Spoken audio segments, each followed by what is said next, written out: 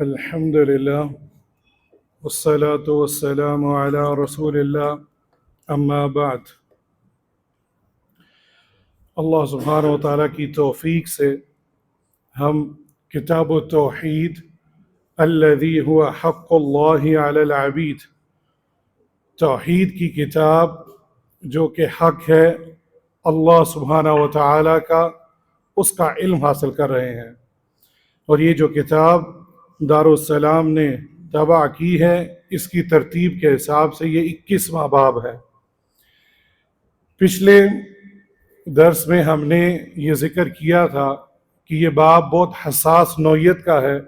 میں آج پھر دوبارہ دہرا دوں کہ ہم جتنے بھی بزرگ ہیں، صالحین ہیں، جو اس دنیا سے چلے گئے ہیں، اللہ سبحانہ و تعالیٰ ان پر رحمت نازل فرمائے۔ ہم ان کے بارے میں کچھ بھی ارشاد نہیں کر رہے، ہم صرف اور صرف وہ راستہ جو شرک کی طرف لے کے جا رہا ہے، ہم صرف اس کی بات کر رہے ہیں۔ اور یہ آگے یہ باب آئے گا کہ اللہ سبحانہ و تعالیٰ کے رسول صلی اللہ علیہ وآلہ وسلم نے ہر وہ راستہ جو شرک کی طرف لے کر جا رہا ہے، اس کی ہمیں خبر دی ہے اور روکا ہے۔ اور آج اسی باب کا جو دوسرا حصہ ہے کہ بزرگوں کی قبروں کے بارے میں غلو کرنے کا انجام شرک اکبر ہے۔ اور پچھلے درس میں ہم نے ذکر کیا تھا کہ اللہ کے رسول صلی اللہ علیہ وآلہ وسلم سے بڑھ کر اس دنیا میں، اس کائنات میں کسی بھی شخص کی قبر مبارک نہیں ہو سکتی جتنی اللہ کے رسول کی ہے۔ اور آج اس کتاب کے مؤلف رحمہ اللہ سورۃ النجم سے ایک آیت لے کر آئے ہیں، افرأیتم اللات والعزی، کہ کیا آپ نے دیکھا نہیں لات اور عزیٰ کے بارے میں۔ یہاں انہوں نے دو ایسی شخصیات کا ذکر کیا ہے جو مشرکین مکہ، یہ اس دور سے پہلے جو مشرکین مکہ تھے، اس دور میں یہ بہت نیک اور صالح سمجھے جاتے تھے۔ لات مفسرین کے سامنے ایک معنی یہ ہے کہ یہ اللہ سبحانہ و تعالیٰ کا جو نام ہے اللہ، اس سے لیا گیا ہے۔ ایک تو یہ مفسرین نے اس کا معنی لیا ہے۔ دوسرا لاتا یا لیتو، جس کے معنی ہے موڑنے کے، یعنی ایک قبر کا پجاری اپنی گردن کو موڑ کر طواف کرتا ہے، گردن اس کی قبر جو ہے کسی بھی صالحین کی، ایک یہ معنی لیا گیا ہے۔ یہ ایک مشرک شخص جو اپنی گردن موڑ کر قبر کے اندر جو دفن ہے اس کا طواف کرنے والا۔ اور ایک معنی تا کے اوپر مشددہ لتا یا لتو کے ساتھ سے، اور یہ اس میں فاعل ہے عربی زبان میں، یعنی ستو گولنے والا۔ یہ وہ شخص تھا جو طائف میں بنو ثقیف کا سب سے بڑا بت بنایا ہوا تھا۔ طائف جو مکہ سے تھوڑے فاصلے پر ہے، وہاں پر مشرکین مکہ نے یہ ایک بت بنایا تھا بنو ثقیف کا۔ اور یہ وہ شخص تھا جو حاجیوں کو پانی پلایا کرتا تھا یا ستو گول کر پلایا کرتا تھا، یعنی یہ حاجیوں کی خدمت کرتا تھا۔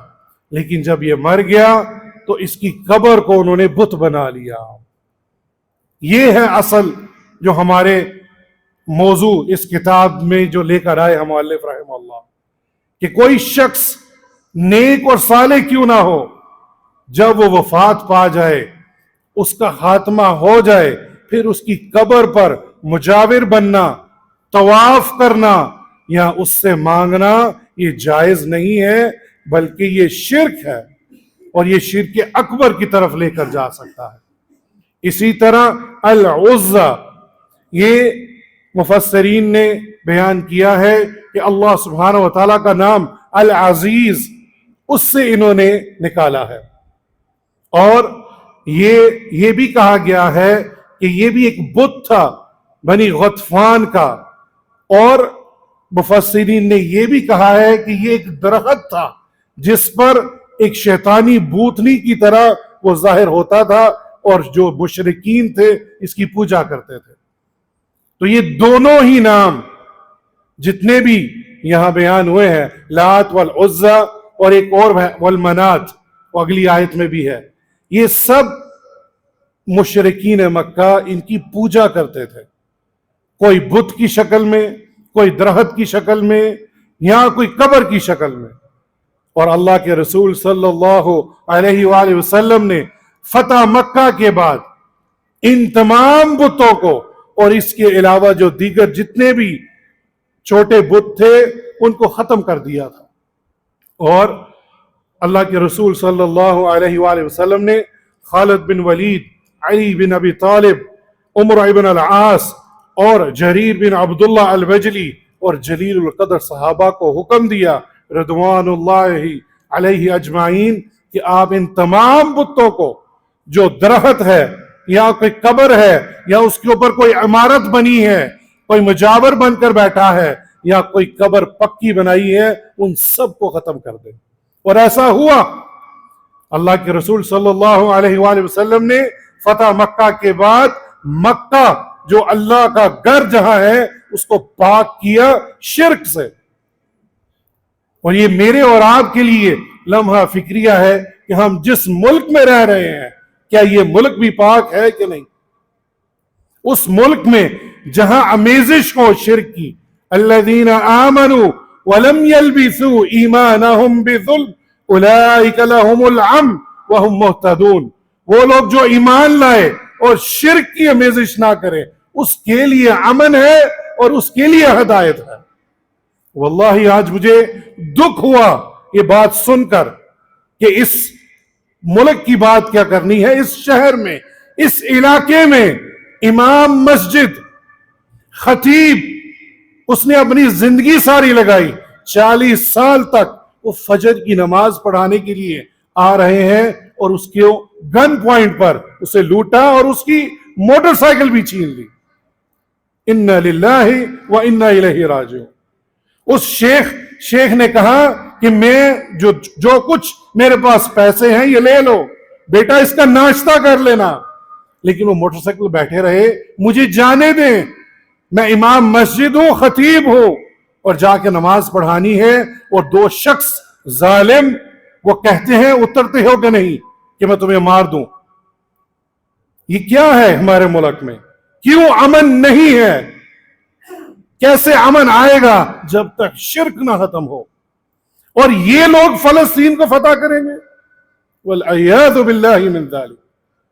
جب فلسطین کے اندر ہمارے مسلمان بھائیوں اور بہنوں اور بچوں کو مارا جاتا ہے، یہی لوگ کھڑے ہو جاتے ہیں جہاد کیوں نہیں کرتے. اور آج یہ غیرت رہ گئی ہے کہ ایک شخص 2 بار تمہیں کہہ بھی رہا ہے اور وہ بزرگ شخص ہے، اچھی خاصی عمر ہے، شیخ فضل الہی، دور کیا جانا ہے، یہ محلہ داروال کے امام ہیں جنہوں نے اپنی ساری عمر لگائی، ان کو لوٹ لیا. کیسے امن آئے گا ہمارے علاقے میں؟ نہیں آ سکتا. کیوں؟ ہم نے ایمان لانے کے بعد شرک کی آمیزش کی ہے. ہم نے ہر وہ بت بنایا ہے جو ہمیں مشرکین مکہ سے ملتا ہے. سب نیک لوگ ہیں، ان کی قبروں کو اللہ مبارک بنائے، لیکن ان پر عمارتیں بنانا، ان کو پوجنا، عورتوں کا وہاں جانا، یہ سب حرام ہے. جب تک ہم اپنے آپ کو اور اس ملک کو پاک نہیں کریں گے اللہ کی مدد کیسے آئے گی؟ اللہ کی مدد کرنا اور ان سے لینا یہ اسی سبب میں ہے جب تک ہم توحید اس ملک میں نہ لے کر آئیں. اور ایک شخص جو امام مسجد ہو وہی محفوظ نہیں، عام شخص کی کیا ہوگا؟ بلکہ شیخ بتا رہے تھے، اور جمعے کے دن بھی حافظ یوسف حافظ اللہ نے بھی یہ ذکر کیا ہے کہ تاریخ کے اندر لکھا ہوا ہے کہ کوئی ڈاکو لوٹنے کے لیے آتا تو اگر مکہ کے اندر وہ بتاتا کہ میں مکہ سے آیا ہوں، وہ یہ نام سن کر اس کو چھوڑ دیتا تھا. اس وقت کے ڈاکوؤں میں بھی غیرت تھی کہ یہ مکہ سے آیا ہے، وہاں بیت اللہ ہے، اور اس کے اندر تھوڑا سا ڈر تھا اور وہ چھوڑ دیتا تھا. اور آج یہ شرک کی نحوست ہے. یہ شرک سے کب ہم اپنے آپ کو آزاد کریں گے؟ کبھی بھی نہیں کر سکتے کسی بھی ملک کی مدد جب تک ہم شرک سے نجات نہ لے لیں. اور یہی چیز ہمیں بتائی جا رہی ہے. ہمیں لات والعزا اللہ سبحانہ وتعالیٰ کا نام اور العزیز اس سے لیا ہے. آج بھی یہ موجود ہے شرک. فلاں داتا ہے, فلاں گنج بخش ہے, یہ سارے اللہ کی صفات ہیں. اللہ ہے داتا, اللہ ہے بخشنے والا, ہم نے غیر اللہ کو وہ نام دے دیے. وہاں سے اولاد مانگتے ہیں, وہاں سے رزق مانگتے ہیں. یہ سب شرک ہے. ہم کم سے کم, واللہ کم سے کم اپنے گھروں میں تو یہ لے کر آئیں. سورہ لقمان کے اندر یا بنیا لا تشرک باللہ, ایک چھوٹے بچے کو توحید سکھائی جا رہی ہے. کیا ہم نہیں سکھا سکتے؟